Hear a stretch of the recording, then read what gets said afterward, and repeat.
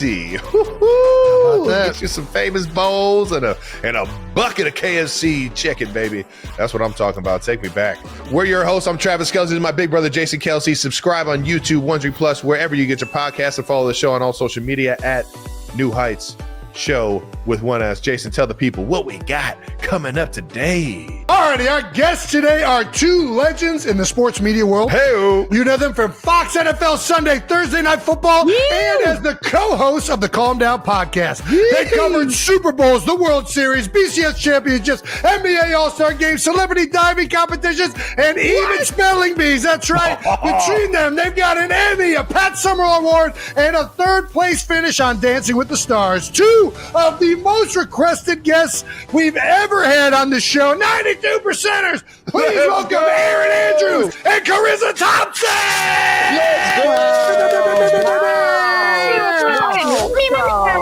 Erin doesn't break those pom-poms out for nothing. There we go. That intro is everything You I wanted and know, more. I keep them locked down. Hi, guys. Thanks for what's having going us. on?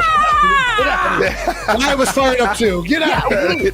Bring them back. Come on, all of your children. Can we make the joke, Charissa? Are we the first females to be on this podcast since a certain incredible interview that you had, and we're going to be... Yeah, we'll almost have the same views. Yeah, I'm sure. sure. In this one. Mm-hmm. We're just lucky enough to have you guys on here. I got to know, who did the spelling bee?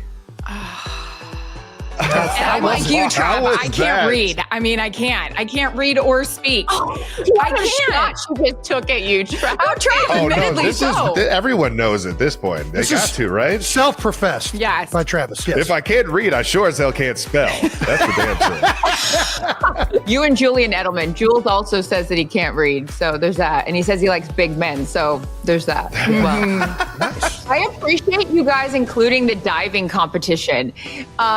Respectfully, I say this, that the diving competition that I hosted on ABC was more of a flop than it was a splash, which was the name of it. Oh, They were like, go. we'll I like it. Kareem Okay. Abdul-Jabbar on a 35-meter platform and see what happens. I was like, whose And this idea didn't was do this? well? So needless to say, there was not a season 2. And I'd like to say third place was I lost. She won the competition to Nicole Scherzinger, Pussycat Doll. She had been in performing art school since she was 14 years old. And I got third place to Evan Lysacek, who had just won the gold medal for figure skating in the Winter Olympics. If I had been asked to read a box score, I would have fucking won. You know what I mean? That's right, Erin. That's right. You know what? I would have. That's a banger. You're number one in our heart. Thank you. You were first place in my mind. All right, let's get into it. You guys have interviewed both me and Jason. Who's a better interviewee? Interviewee, yeah. Interviewee. Oh, When you you guys guys. on Well, the I hot had spot. the great privilege of interviewing you both at the same time. I don't know when Yes, this you was. did. This was like 10 lifetimes ago. It's got to be Yeah. at least 10 years ago that I sat down with you guys for NFL At film. least. I think it was Jason's Super Bowl. Yeah, and it was. We were by your old high school because NFL Films was doing a feature on you guys, and so I sat down with both of you, and it was so wonderful. And that's when I learned, Travis, that you wear number 87 because of Jason. Oh, Don't yeah. let him tell you. Which this. That's the Jason's biggest still load not of buying shit. it. He's How not. is that a load of shit? Did not pick that number because of that. You've somehow Yes, I did. retroactively worked this in. There's no way. It was the only number that I had a connection to. You just like Tony Gonzalez, and what did you wear 87 for? What did you wear 87 for? We went over this in the interview that Clarissa had with us in Cleveland. Travis told me that he wears number 87 because that's the year that Jason was born. And I thought that was so nice. And that's how it all started. Without Jason, I wouldn't be where I am today. Exactly. Now say it back, Jason. Without Travis, I'd be way more successful than I am. I'm holding them back. Complete opposite. On the flip side, though, Jason has been known to be the the Sandra, what was you the reading? woman that everyone was calling going you? on? No, Yeah, he's I not. was. No, I wish I was at this point. Jason has been known as a journalist himself now, being with Oh. ESPN. What do you think of his interviewing Were skills? you going to say Barbara Walters? There it is. That's what he was gonna Sandra. say. Diane Sawyer. I was like That's Sandra what you were going to Walters. say. Sandra Walters. Sandra Walters. Barbara Walters. Oh, gosh, I'm I digging think you're myself a killing hole it, here. Jason. We saw you. I don't know where we saw you recently, but yeah, I think you're doing an amazing job. I will tell you though, we were just making a joke about, when you guys had Taylor on. Charissa and I were both saying after that, You nailed that. Crushed. You freaking crushed That's that. so hard. And actually, I'm going to ask you some questions right now. Go ahead. Pre-prepared? I mean, because you just were banging them out. We have a great editing team. They're very good. And I think anybody could have done a good job interviewing Taylor. She was fantastic. And I don't know. I appreciate you saying that. It was a lot of fun. You did a good putting job, that interview together. I'm terrible. I can't interview anybody. I flip over my words. I stumble. No, you don't. But that was a fun one for sure. I've been in production meetings with you. Remember, I don't know, we were sitting in the back. We were sitting with you and Tom Rinaldi'd you. And he asked you something about a family member. Yeah, you started bawling in our production meeting. Do you remember that? Yeah, I do remember it. Tom Rinaldi can make anybody cry. Oh, yeah. That guy is just like perfect at tugging at the heartstrings. But I've been known to shed a couple tears. I try to hold it back. Like I know that I'm not supposed to, but I can't not do it. I don't know. Yeah. Anyways, yeah. Okay, you go ahead. This is your podcast. You ask the question. I want to hear please take this over. They Please want to take hear this from over. you guys. They've heard enough from us. Well, because the last time that I saw you, you were a guest, like a week guest on, not a week guest. Thursday Don't night? take that out of context. Don't edit that We're in out. You were a great Chicago. guest. We were in Chicago and we did the kicking contest, but on Thursday Night Football, you came in and you filled in for the week and it was awesome and just, were a guest of ours, but I haven't seen you since then. And so obviously now with, almost a full year under your belt in broadcasting, what's been the biggest surprise for you? Oh man, how much travel it is and how much more you have to lock into everything across the whole NFL. Yeah. Like I think when you play, you get so used to just focusing on your team and who you're playing that week. And a lot of times you kind of don't know what's happening holistically across the whole league. Now I'm probably watching more football than I've ever watched because you have to watch as many games as possible. You're watching press conferences. You're doing all these things that as a player, you just don't pay attention to. And then on top of that, every week's an away game. Every week you're traveling. And that is awesome in some ways. You get to go to a lot of cool cities and there's not as much pressure as playing, but at the same time, it is a lot of travel. So I enjoy the ability to stay involved with the games. I like the fact that we get to go to the games, so we get to see players and coaches. But I would say those are the two things that probably were the most getting used to. Can I ask, now that you aren't playing in the game, but you're watching from the viewpoint that we have every week, is there a particular stadium or area that you've been to and you're like, this is awesome. Ooh. This is really cool? Oh man, I hate to say this, and Eagles fans are going to be furious. I never liked playing in Jerry World. I hated that stadium. Isn't it the best? It's fucking awesome. It's a cool spot as a spectator. I'll be Do you have the chicken fingers there yet? Fire. Oh yeah, everything. I mean, they've done a really good job with that place from a viewing standpoint. Vegas is like a show. It feels Vegas like you're at is so much a fun, legitimate concert there, which we were just there this week. So I think that's probably just fresh. And then, there's the places you'd like playing as a player too. There's a charm to it as well. I've always loved going to the Packers Stadium for much different reasons than Jerry World. It's awesome. So yeah. And then trying to think of another spot that would be Bills. I think it's of course. I can't wait to see the new stadium when they build that, what it feels like. But I've been enjoying the last couple seasons. You know what it looks like? Jason, it looks like from the outside, it looks like Allegiant Stadium. It looks like that that same design, kind of spaceship thing. But I kind of miss that I don't know. I mean, the nostalgia of Orchard Park is its own. It's going to be hard you can't replicate it. No. I am happy that it's open though.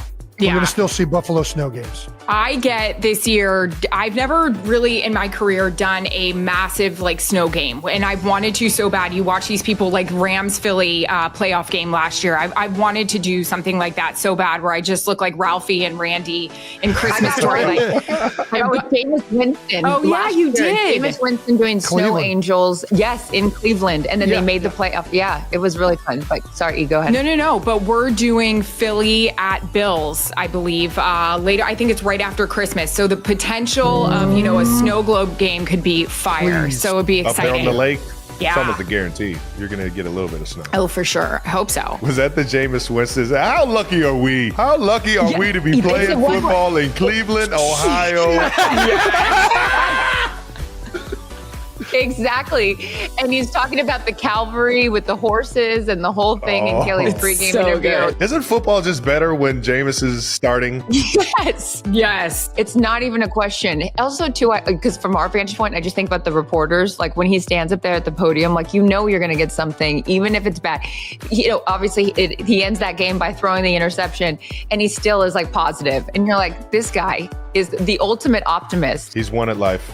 I got to shoot that question back to you guys, though. Going into every single NFL stadium all over the country, which one's your favorite to visit? Hit it, CT. Well, the nostalgia of Lambeau is always number one. I mean, that is football. So that's number one for me. But also, Arrowhead's great, too. I'm not just saying that because it's you, Trav. It's because it hasn't gone corporate. And as much as these big stadiums are great for some reason, you start to lose that feel. Your stadium is very much like a college field because the fans are right on top of the field and you don't have all the suites down below and that kind of stuff. I also love, Charlotte has some bangers. I always like they play some tunes. Yeah. Remember in Santa Clara at Levi Stadium, the music, Erin and I are big on the DJs. If they've got some music, Atlanta, obviously. They're playing some Pretty Pablo or? They've got good music. Of course. North Carolina, so good. Like a helicopter. And then, of course, in Atlanta, you get Luda every other second. So it's good. Yeah. What about you, Erin? I feel like because I've been doing this 100 years, it's the little things like Jerry's World. They take care of you. It's inside. I mean, I know the players have the sun in their eyes and that sucks for a 425, game. But me, I'm looking great. The chicken fingers are fire. I love going to the link because obviously, it's fun. Great hotel, fire dinner the night before. Dom, I know he's trying to take care of the team, but he's looking out for the girl, which I appreciate. You need an IV. You need to work out. Fine. Dom will take care of me. I'm into it. Lambeau's fire. Like it's always such a fun time. I've done games -10 there. I've done games that are hot there. I've done games that we didn't think it was supposed to snow and all of a sudden it did.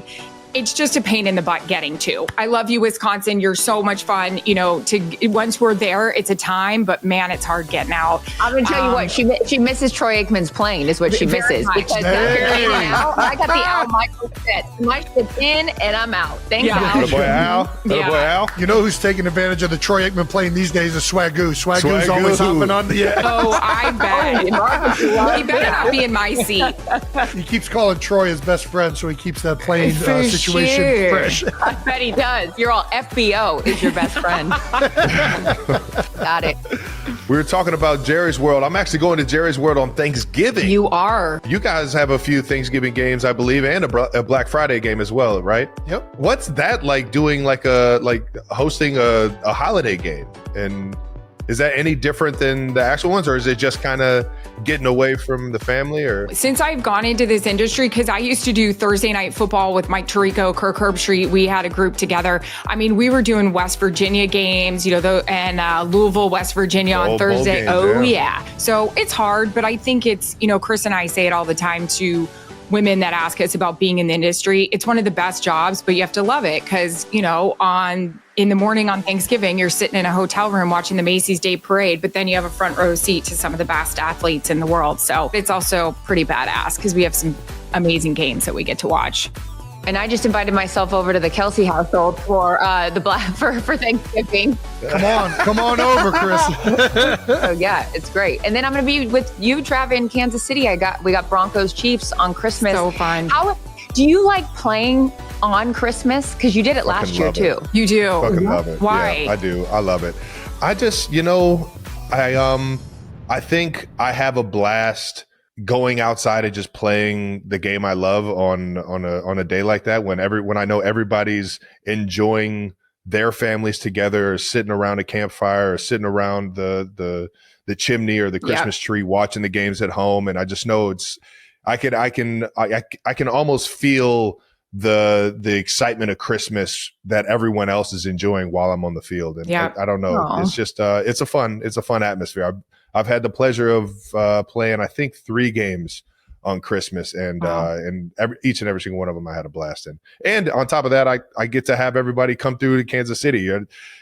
Christmas in KC this year, so it'll be a good time. That's right. Those games just feel different. They do. Like Thanksgiving, we all on Fox, we pay tribute to John Madden, which is really, really special. So that day just feels different for us. Yeah. Turducken.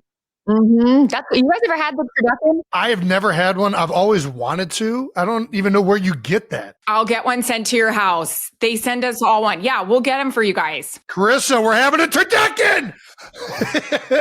Goddamn right. By the way, I'm packing that on air, Al, and I'll see you in Philadelphia. It is so good. Can you fry a turducken or does it have to be roasted? Well, how do you cook a turducken? That's a great question. Why not?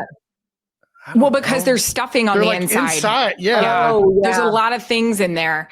Hey, one guy that we all love on this podcast a lot, Greg Olson. We had Greg Olson eat a turducken one year, and it was just like, He went crazy. Oh my God, so good. Hands through the hair.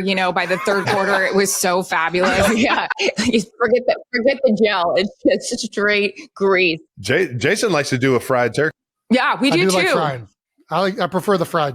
Same. Bird. No, I'm saying you like to fry your turkey on Thanksgiving. I'm frying it. Yeah. Same. All right. I Get just some want to make peanut sure. oil. Yeah. Wait, There you go. actually do it, Jace?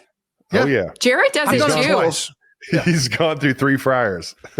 I do tend to leave the oil in the fryer outside for too long, and then we got to pitch the fryer. But yeah, So what's the key to a perfect fried turkey? got to brine it.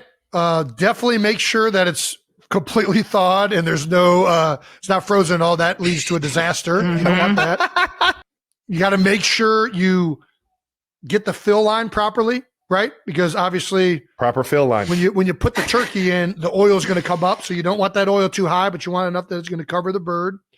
But yeah, you brine it. There's an injector. One of our former strength coaches told me, I forget the name, but there's a specific injector of like butter Creole seasoning that you inject right before you put it in the fryer. It is real good. Very good. Yeah. That's about it. Yeah. We love I it. can't wait. Put the seasoning on the outside of it. Yeah. They're good. I feel like once you fry turkey, you can't go back. Jared does one every year. I love it. I'm with you 100%. How did you guys decide to want to do this with your lives? What leads to becoming a broadcaster, journalist in sports? Erin and I have very similar motivations. I'll let her tell her side of the story, but mine was because I loved hanging out with my dad, and he would watch football every Sunday. I would beg my mom to miss church so I could just hang out with my dad. I would sit next to him, and I had one simple rule. I wasn't allowed to talk. He would teach me the game. If I had a question, I'd have to raise my hand, and he would teach me the game of football. And it was because he's like, hey, I'm not going to have you yapping over here the whole time. So I will teach you the game. Hilarious. But you know what, Jason, you'll appreciate this. And Travis, when you have kids as well, he would make everything a game, right? So he's like, all right, we're going to play school. So you're going to raise your hand and I'm the teacher and I'll teach you and those kinds of things. Nice. He also had long hair. And so it was like, if he wanted to be lazy and watch us, he's like, okay, I'm the patient. I broke my leg. I can't get off the couch. So fix my broken leg. So every game he played revolved sitting on the couch and it was still playing with us. It was genius. Brilliant. He's like, he had long hair and he's like, look, I need my hair cut. You got to fix my hair. Again, hasn't moved from the couch. But anyways. I need to get some of these games. Yeah. I'm digging this. You're playing games all wrong, Jason. Everything should revolve around you sitting your ass on the couch, still being a great dad. But yeah, he loved sports. So I love sports. And I had a brother who played baseball growing up. I played sports growing up. And for me, sports was so much a part of who I was growing up. And so I was a big believer that anything I could do professionally that kept me in sports was the ideal situation. Work as a team, we win together, we lose together, all of that. And I just loved the idea of being able to have a profession that involved sports and worked around it. So, that's sort of my motivation. And then, the path to actually getting on air is a little circuitous, but yeah, I started in HR because I just wanted to get in the building, went through everyone's files, ended up blackmailing them. No, Smart. I'm kidding. So smart. You got very me. I clever. was like, oh, this is great. I have this on you. Let me do. Yeah. Who have you been hanging out with? I got in the building through HR and ended up in production and then, different things from there. But no, I just have always loved sports. So that's sort of my quick 20-second background. It was awesome. I love it. Mine's my dad. He's from New England, big, Celtics, Red Sox. He grew up liking the Packers because he always said the Patriots were so bad that they were blacked out in Massachusetts. That's how bad they were. Oh, no. So I grew up my dad's a great storyteller. He was on television forever. And he just explained it to me very much not like Chris's dad. I wasn't, taking care of him. No, I'm joking. But he would just make these people sound like my friends. And unfortunately, I grew up thinking that they were. I was obsessed with the Celtics. I wanted the Red Sox to win a World Series so bad for my father. I loved sitting back and watching Brett Favre, do his thing with my dad. And then there was never another option. Well, actually, it was like, I want to be a sports broadcaster or I'm going to be a marine biologist, which, whoa. Wow. Okay. Wildly different. Okay. Sure. So